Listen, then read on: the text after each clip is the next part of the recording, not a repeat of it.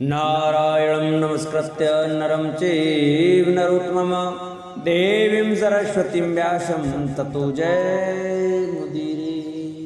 जय श्री कृष्ण।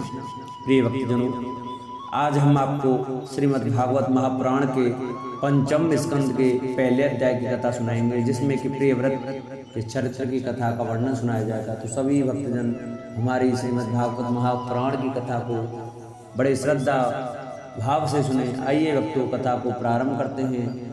जो भक्त हमारे चैनल पर नए जुड़े हैं, जिन्होंने अभी तक चैनल को सब्सक्राइब नहीं किया है, वो चैनल को सब्सक्राइब करें, वीडियो को लाइक करें और कमेंट करें।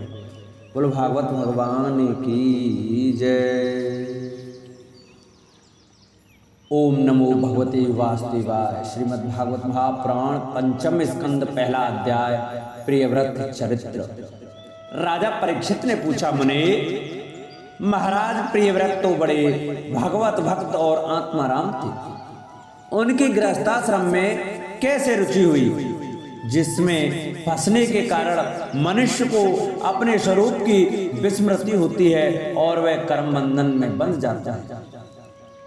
विप्रवर, निश्चय ही ऐसे निसंग महापुरुष का इस प्रकार गृहस्थाश्रम में अभिनिवेश होना उचित नहीं है। इसमें किसी प्रकार का संदेह नहीं कि जिनका चित्त पुण्य कीर्ति श्री हरि के चरणों की शीतल छाया का आश्रय लेकर शांत हो गया है, उन महापुरुषों की कुटुंबाद में कभी आसक्ति नहीं हो सकती। ब्राह्मण, मुझे इस बात का बड़ा संदेह है कि महाराज प्रियव्रत ने स्त्री, घर और पुत्रादि में आसक्त रहकर भी किस प्रकार सिद्धि प्राप्त कर ली और क्यों कर उनकी भगवान श्री कृष्ण में अविचल भक्ति हुई। श्री सुखदेव जी कहते हैं, राजन तुम्हारा कथन बहुत ठीक है। जिनका चित्त पवित्र कीर्ति श्री हरि के परम मधुर चरण कमल मकरंद के रस में सराबोर हो गया है, वे किसी विघ्न बाधा के कारण रुकावट आ जाने पर भी भगवत भक्त परमहंसों के प्रिय श्री वासुदेव भगवान के कथा श्रवण रूपी परम कल्याण में मार्ग को प्राय छोड़ते नहीं। राजन, राजकुमार प्रियव्रत बड़े भगवत भक्त थे। श्री नारद जी के चरणों की सेवा करने से उन्हें सहज में ही परमार्थ तत्व का बोध हो गया था। वे ब्रह्म शस्त्र की दीक्षा निरंतर ब्रह्माभ्यास में जीवन बताने का नियम लेने वाले ही थे कि उसी समय उनके पिता स्वयं मनु ने उन्हें पृथ्वी पालन के लिए शास्त्र में बताए हुए सभी श्रेष्ठ गुणों से पूर्णतया संपन्न देख राज्य शासन के लिए आज्ञा दिया। किंतु प्रियव्रत अखंड समाधि योग के द्वारा अपनी सारी इंद्रियों और क्रियाओं को भगवान वासुदेव के चरणों में ही समर्पण कर चुके थे। अतः पिता की आज्ञा किसी प्रकार उल्लंघन करने योग्य न होने पर भी यह सोचकर कि राज्याधिकार पाकर मेरा आत्मस्वरूप स्त्री पुत्र आदि असत प्रपंच से आच्छादित हो जाएगा, राज्य और कुटुंब की चिंता में फंसकर मैं परमार्थ तत्व को प्राय भूल जाऊंगा, उन्होंने उसे स्वीकार न किया। आदिदेव स्वयंभू भगवान ब्रह्मा जी को निरंतर इस गुण में प्रपंच की वृद्धि का भी विचार रहता है। वे सारे संसार के जीवों का अभिप्राय जानते रहते हैं। जब उन्होंने प्रियव्रत की ऐसी प्रवृत्ति देखी, तब वे मूर्तिमान चारों वेद और मर्ची आदि पार्षदों का साथ लिए अपने लोक से उतरे। आकाश में जहां तहां विमानों पर चढ़े हुए इंद्रादि प्रधान देवताओं ने उनका पूजन किया तथा मार्ग में टोलियां बांध कर आए हुए सिद्ध गंधर्व, साध्य, चारण और मुनिजन ने स्तवन किया। इस प्रकार जगह जगह आदर सम्मान पाते वे साक्षात नक्षत्र नाथ चंद्रमा के समान गंधमानत की घाटी को प्रकाशित करते हुए प्रियव्रत के पास पहुंचे। प्रियव्रत को आत्मविद्या का उपदेश देने के लिए वहां नारद जी भी आए हुए थे। ब्रह्मा जी के वहां पहुंचने पर उनके बाण हंस को देखकर देवर्षि नारद जान गए कि हमारे पिता भगवान ब्रह्मा जी पधारे हैं। अतः वे स्वयं मनु और प्रियव्रत के सहित तुरंत खड़े हो गए और सबने उनको हाथ जोड़कर प्रणाम किया। परीक्षित, नारद जी ने उनकी अनेक प्रकार से पूजा की और सुमधुर वचनों से उनके गुण और अवतार की उत्कृष्टता का वर्णन किया। तब आदि पुरुष भगवान ब्रह्मा ने प्रियव्रत की ओर मंद मुस्कान युक्त दया दृष्टि से देखते हुए इस प्रकार कहा। श्री ब्रह्मा जी ने कहा, बेटा मैं तुमसे सत्य सिद्धांत की बात कहता हूं, ध्यान देकर सुनो। तुम्हें अप्रमेय श्री हरि के प्रति किसी प्रकार की दोष दृष्टि नहीं रखनी चाहिए। तुम ही क्या, हम महादेव जी, तुम्हारे पिता स्वयं मनु और तुम्हारे गुरु ये महर्षि नारद भी विवश होकर उन्हीं की आज्ञा का पालन करते हैं। उनके विधान को कोई भी देदारी ना तो तप विद्या योग बल या बुद्धि बल से, न अर्थ या धर्म की शक्ति से और न स्वयं या किसी दूसरे की सहायता से ही टाल सकता है। प्रियवर, उसी अव्यक्त ईश्वर के दिए हुए शरीर को जब जीव जन्म मरण शोक मोह भय और सुख दुख आदि का भोग करने तथा कर्म करने के लिए सदा धारण करते हैं, वत्स जिस प्रकार रस्सी से नथा हुआ पशु मनुष्यों को बोझ ढोता है, उसी प्रकार परमात्मा की वेदवाणी रूप बड़ी रस्सी में सत्वादि गुण सात्विक आदि कर्म और उनके ब्राह्मणादि वाक्यों की मजबूत डोरी से जकड़े हुए हम सब लोग उन्हीं के इच्छानुसार कर्मों में लगे रहते हैं और उसके द्वारा उनकी पूजा करते रहते हैं। हमारे गुण और कर्मों के अनुसार प्रभु ने हमें जिस योनि में डाल दिया है, उसी को स्वीकार करके वे जैसी व्यवस्था करते हैं, उसी के अनुसार हम सुख या दुख भोगते रहते हैं। हमें उनकी इच्छा का उसी प्रकार अनुसरण करना पड़ता है जैसे किसी अंधे को आंखें वाले पुरुष का। मुक्त पुरुष भी प्रारब्ध का भोग करता हुआ भगवान की इच्छा के अनुसार अपने शरीर को धारण करता ही है। ठीक वैसे ही जैसे मनुष्य की निद्रा टूट जाने पर भी स्वप्न में अनुभव किए हुए पदार्थों का स्मरण होता है, इस अवस्था में भी उसको अभिमान नहीं होता और विषय वासना के जिन संस्कारों के कारण दूसरा जन्म होता है, उन्हें वह स्वीकार नहीं करता। जो पुरुष इंद्रियों के वशीभूत है, वह वन वन में विचरण करता रहे तो भी उसे जन्म मरण का भय ही रहता है, क्योंकि बिना जीते हुए मन और इंद्रिय रूपी उसके 6 शत्रु कभी उसका पीछा नहीं छोड़ते। जो बुद्धिमान पुरुष इंद्रियों को जीतकर उनकी आत्मा में ही रमण करता है, उसका गृहस्थाश्रम भी क्या बिगाड़ सकता है। जिसने इन 6 शत्रुओं को जीतने की इच्छा हो, वह पहले घर में रहकर ही उनका अत्यंत निरोध करते हुए उन्हें वश में करने का प्रयत्न करे। किले में सुरक्षित रहकर लड़ने वाला राजा अपने प्रबल शत्रुओं को भी जीत लेता है। फिर जब इन शत्रुओं का बल अत्यंत क्षीण हो जाए, तब विद्वान पुरुष इच्छा अनुसार विचार कर सकता है। तुम यद्यपि श्री कमलनाथ भगवान के चरण कमल की कली रूप किले के आश्रित रहकर इन 6 शत्रुओं को जीत चुके हो, तो भी पहले उन पुराण पुरुष के दिए हुए भोगों को भोगो। इसके बाद निसंग होकर अपने आत्म स्वरूप में स्थित हो जाना।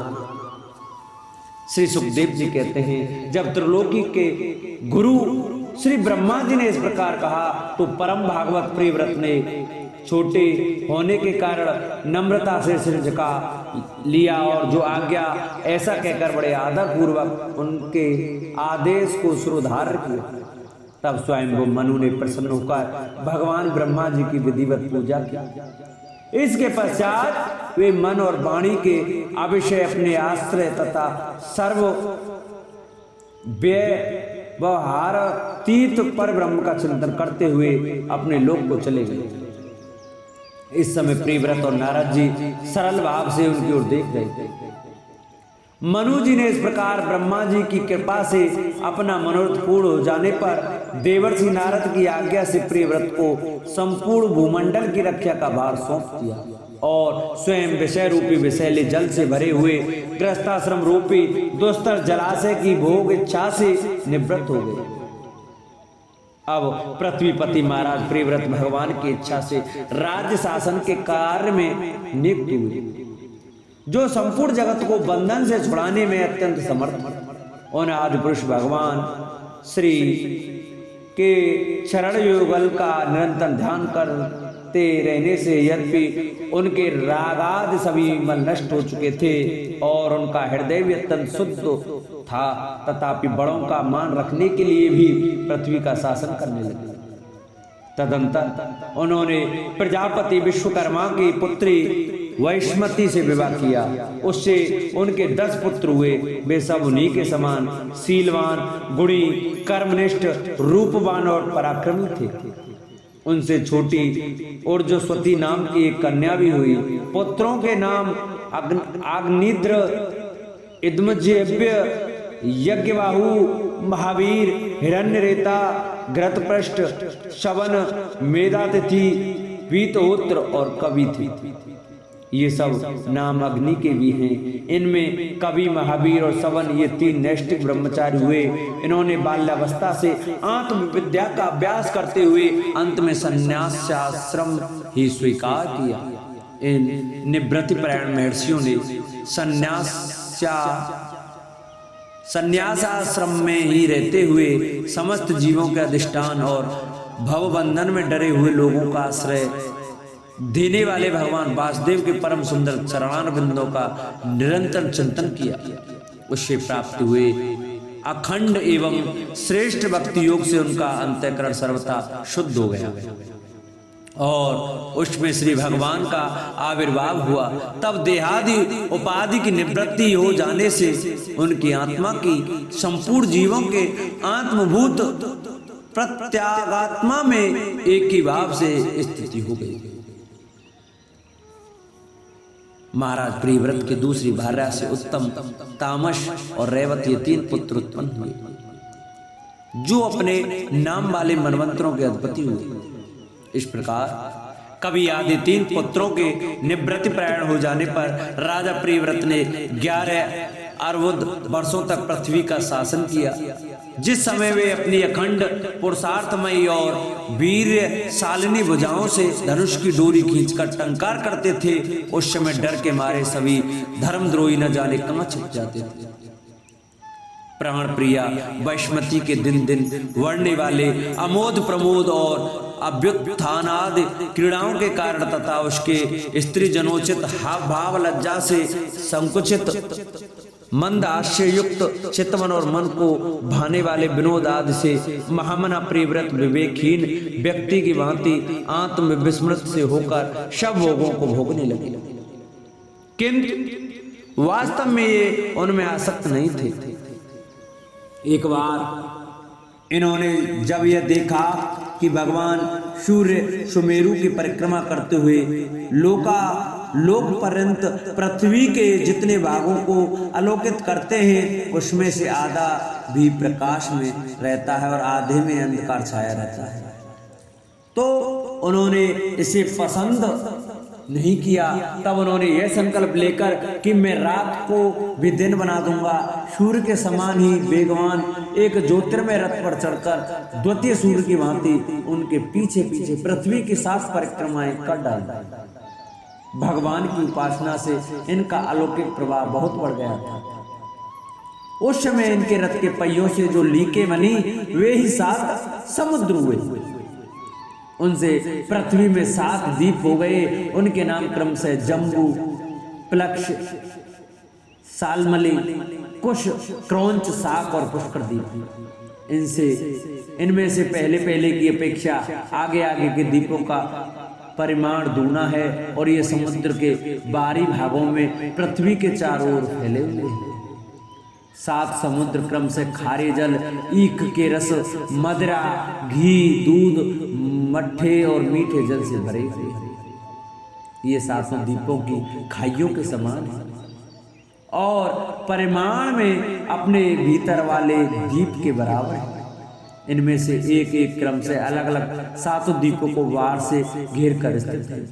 वैश्मतीपति महाराज प्रियव्रत ने अपने अनुगत पुत्र अग्निद्र, इदमजेव्य, यज्ञबाहु, हिरण्यरेता, घृतपृष्ठ, मेधातिथि और बीतहोत्र में से क्रम से एक को उस जम्बू आदि द्वीपों में से एक का राजा बनाया।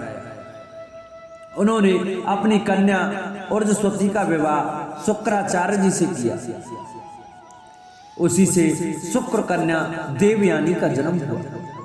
राजन, जिन्होंने भगवत चरणार बिंदों की रज के प्रभाव से शरीर के भूख प्यास शोक मोह और जरा मृत्यु इन 6 गुणों को अथवा मन के सहित 6 इंद्रियों को जीत लिया, उन भगवत भक्तों का ऐसा पुरुषार्थ होना कोई आश्चर्य की बात नहीं है, क्योंकि वर्ण बहिष्कृत चांडाल आदि नीच योनि का पुरुष भी भगवान के नाम का केवल एक बार उच्चारण करने से तत्काल संसार बंधन से मुक्त हो जाता है। इस प्रकार अतुलनीय बल पराक्रम से युक्त महाराज पृथु एक बार अपने को देवर्षि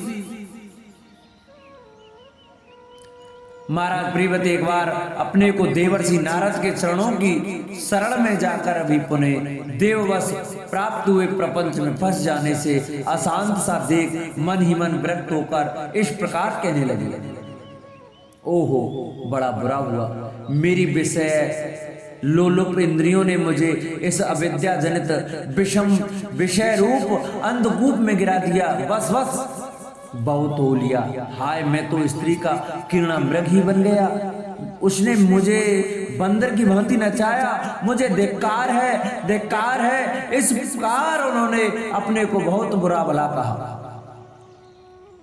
परमाराध्य श्री हरि की कृपा से उनकी विवेक वृत्ति जागृत हो गई।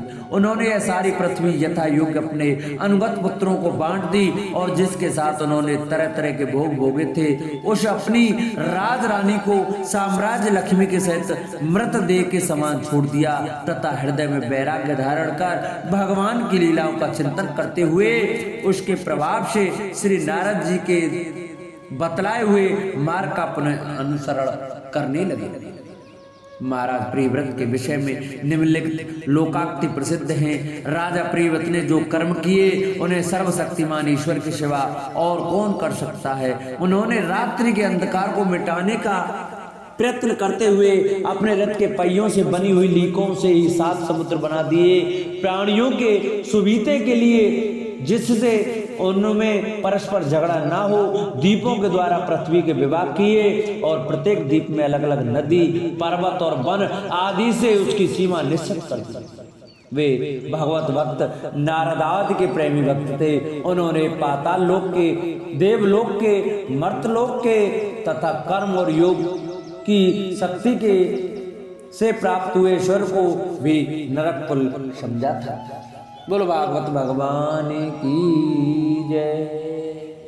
प्रिय भक्तजनों, आज की कथा को हम यही विश्राम करते हैं। कल हम आपको दूसरे अध्याय में प्रियव्रत के पुत्र आग्नेत्र के चरित्र की कथा सुनाएंगे।